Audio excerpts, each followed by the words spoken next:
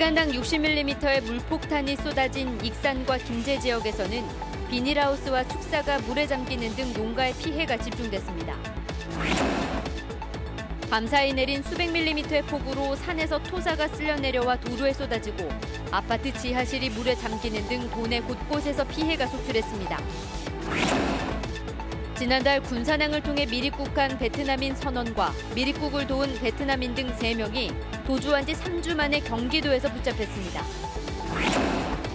정부가 내년 하반기부터 천안 논산 간 민자고속도로의 통행료를 지금의 절반 수준으로 내리기로 해 물류비 부담이 크게 줄어들 것으로 보입니다. 여러분 안녕하십니까? JTBC 8시 뉴스입니다.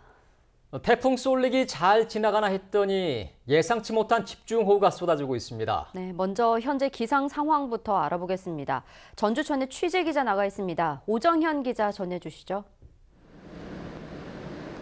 네, 전주천에 나와 있습니다. 오후 내 소강 상태를 보였던 빗줄기가 다시 굵어졌습니다. 밤이라 잘 보이지 않지만 지금 제 뒤쪽으로 거대한 흙탕물이 흐르고 있습니다. 전주천 상류 상관저수지에서 더 이상 물을 가둬놓지 못해 넘치면서 현재 전주천의 수위는 한껏 높아진 상태입니다. 현재까지 비가 가장 많이 내린 지역은 진안입니다. 어젯밤부터 320mm를 퍼부었고 장수 314, 남원 255, 임실 241, 전주는 180mm입니다. 전북 지역에 내려진 호우특보는 오후 5시를 기해 일단 모두 해제됐습니다. 다만 기상청은 밤부터 기압골이 다시 강화돼 내일 낮까지 많은 비가 내리면 호우특보가 다시 발효될 가능성이 있다고 덧붙였습니다. 내일까지 예상되는 비의 양은 30에서 최고 80mm이고 지리산 부근은 120mm가 예보됐습니다. 문제는 짧은 시간 좁은 지역에 국지적으로 몰아칠 가능성이 있어 철저한 대비가 필요합니다. 이미 한 차례 내린 비로 가뜩이나 지반이 약해진 상태라 산사태나 축대 붕괴 등을 특히 조심하셔야겠습니다. 내일 오후와 모레는 소낙성 비가 내리겠고 비는 목요일부터 본격적으로 다시 시작돼 금요일까지 이어지겠습니다. 지금까지 전주천에서 JTBC 뉴스 오정현입니다. 어제부터 익산과 김제에는 170mm가량의 물폭탄이 쏟아졌습니다. 익산에선 비닐하우스 80동이 침수됐고 김제에선 축사와 농경지가 물바다가 되기도 했습니다. 주혜인 기자가 보도합니다. 갑작스런 폭우에 비닐하우스 안은 진흙탕이 돼버렸습니다. 밤을 꼬박 새며 양수기로 물을 품어냈지만 고랑에는 아직도 물이 한가득입니다. 줄기와 잎은 흙탕물 범벅이 돼 더 이상 손을 쓸 수 없는 상황입니다. 더 이상은 살릴 수가 없어요. 이렇게 물이 들어간 상태에서는 살릴 수가 없어요. 다 죽어요. 해 뜨면 죽어요. 꽃봉오리가 맺히기 시작한 멜론은 열매는커녕 뿌리가 물에 잠겨 썩을 처지에 놓였습니다. 지난 4월 내린 비로 비닐하우스 5개 동을 잃었던 농민은 5달 만에 또 피해를 입자 말을 잇지 못합니다. 지금 보험을 접수를 했는데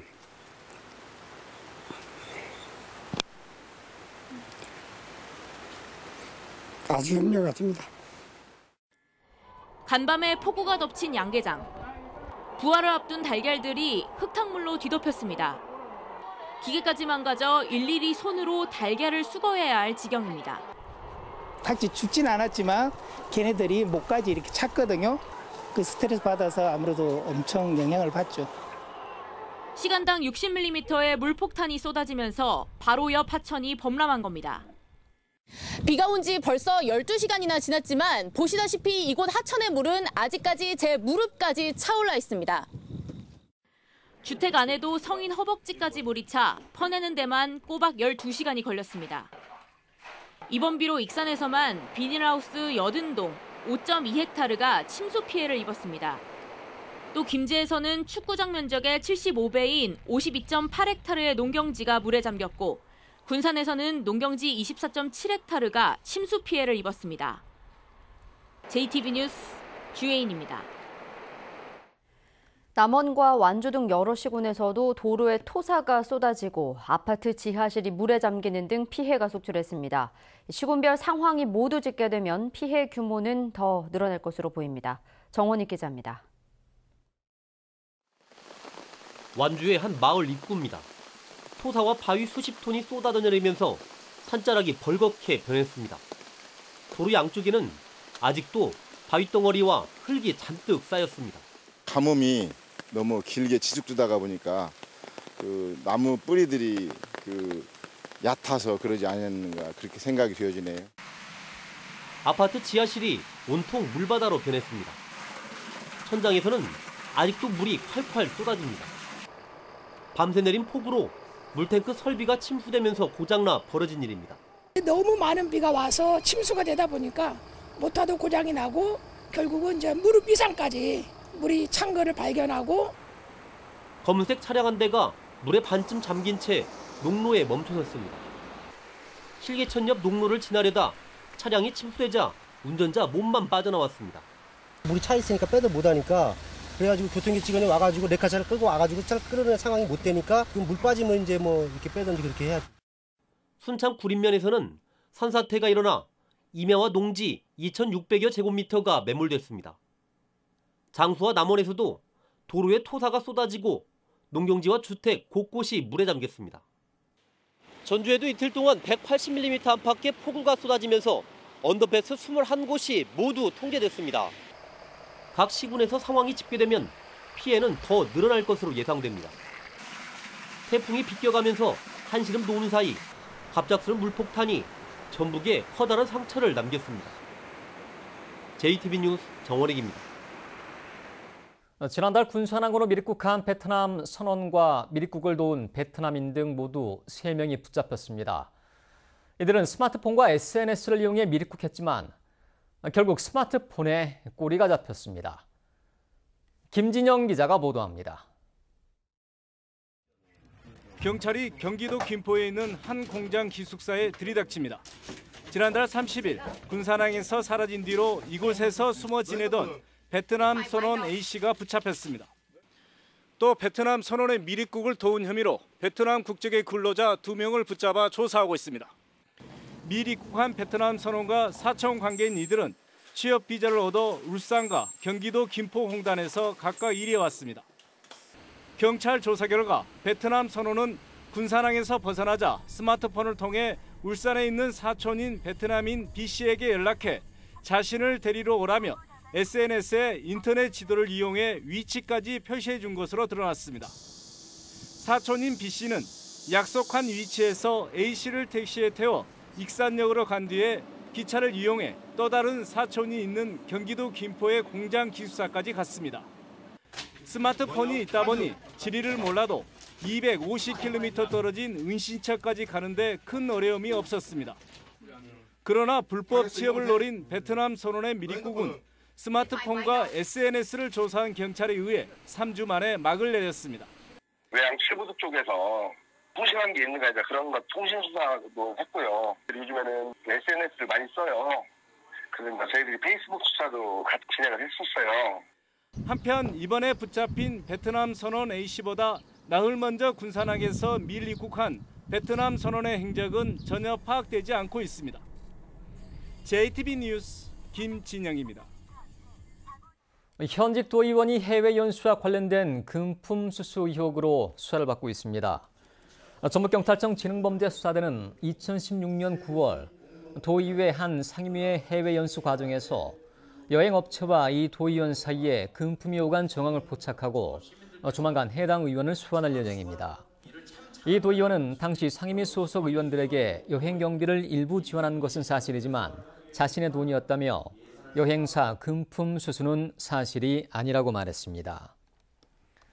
도내 학생 1,900여 명이 올 1학기에 학교 폭력을 경험한 것으로 집계됐습니다. 교육부가 올 1학기 학교 폭력 실태를 조사한 결과 도내에선 지난해 같은 기간보다 600여 명이 증가한 1,900여 명의 학생이 학교 폭력 피해를 호소한 것으로 나타났습니다. 학교 급별로는 초등학교와 중학교에서 피해 학생이 늘었으며 피해 유형은 언어폭력과 집단 따돌림, 스토킹 순이었습니다. 민간 사업자가 만든 천안 논산 고속도로는 통행료가 일반 고속도로보다 2배 넘게 비쌉니다. 정부가 내년 하반기부터 지금의 절반 수준으로 통행료를 내리기로 했습니다. 보도에 권대성 기자입니다. 천안 논산 고속도로는 2002년 개통 이후 바가지 요금 논란이 끊이지 않았습니다. 하지만 전북에서 수도권과 강원도를 오갈 때 30분가량 더 걸려 불만이 있어도 비싼 통행료를 감수하면서 이용하는 형편입니다. 비싸도 어쩔 수가 없죠. 지금 현실상 뭐 거기에 대해서 저희 뭐 일반 사람들이 어떻게 어필할 수 있는 부분도 아니고 그런 부분에서는 조금 애로사항이 있죠. 81km인 천안 논산 고속도로의 통행료는 승용차를 기준으로 9,400원, 도로공사가 관리하는 고속도로 통행료 4,500원보다 2.1배나 비쌉니다. 국토교통부가 이처럼 비싼 통행료를 절반 수준으로 내리기로 했습니다. 현재 2.1배인 통행료를 1.1배까지 낮추겠다는 겁니다. 인하 시기는 내년 하반기로 제시했습니다. 뒤늦은 감은 있지만 이번 천안 논산고속도로 통행료 인하 방침은 환영할 만한 일입니다. 조속한 시일 내에 천안 논산고속도로 통행료가 인하되어 기업의 물류비 부담이 경감되었으면 합니다. 국토부는 진행 중인 용역 결과를 바탕으로 30년인 운영 보장 기간을 늘려주는 등의 인하 방안을 마련해 내년 상반기에 천안 논산 고속도로 사업자와 협의에 나서기로 했습니다. JTB 뉴스 권대성입니다. 재난배상 책임보험에 가입하지 않은 시설에 대해 다음 달부터 최고 300만 원의 과태료가 부과됩니다. 전라북도는 재난배상 책임보험 가입 대상 시설 9,650곳 가운데 현재 567곳이 가입하지 않았다면서 이달 말까지 가입하지 않으면 과태료를 부과한다고 밝혔습니다. 미가입 시설은 음식점이 450곳으로 가장 많고 숙박업소 65곳, 주유소 38곳 등입니다. 어린이에 대한 인플루엔자 백신 무료 접종 대상이 확대됩니다. 전라북도는 올해부터 생후 6개월부터 만 12세 어린이는 인플루엔자 백신을 무료로 맞을 수 있다고 밝혔습니다. 올해 백신 무료 접종은 어린이는 다음 달 11일부터, 만 65세 이상은 10월 2일부터 시작됩니다. JTBC 김철, 권만택 기자가 제작한 시사기획판 장애인 콜택시 인권을 묻다가 제45회 한국방송대상 지역시사보도부문 수상작으로 선정됐습니다. 한국방송협회는 시사기획판이 장애인의 이동권 문제를 지역에 국한하지 않고 전국적인 문제점과 성공 사례를 취재해 국토교통부의 대안 마련을 이끌어냈다며 지역 보도의 한계를 뛰어넘은 매우 가치 있는 보도라고 수상작 선정 이유를 밝혔습니다. 전북은행이 올 하반기 신입 행원으로 지난해보다 30%가 늘어난 50명을 뽑습니다. 모집 분야는 지역 인재 분야와 일반 인재 분야, 그리고 IT 분야와 통계 분야로 전체 인원 가운데 70%를 전라북도 지역 인재로 채용합니다. 전북은행은 오는 31일 채용 설명회를 열고 다음 달 4일부터 원서를 접수합니다.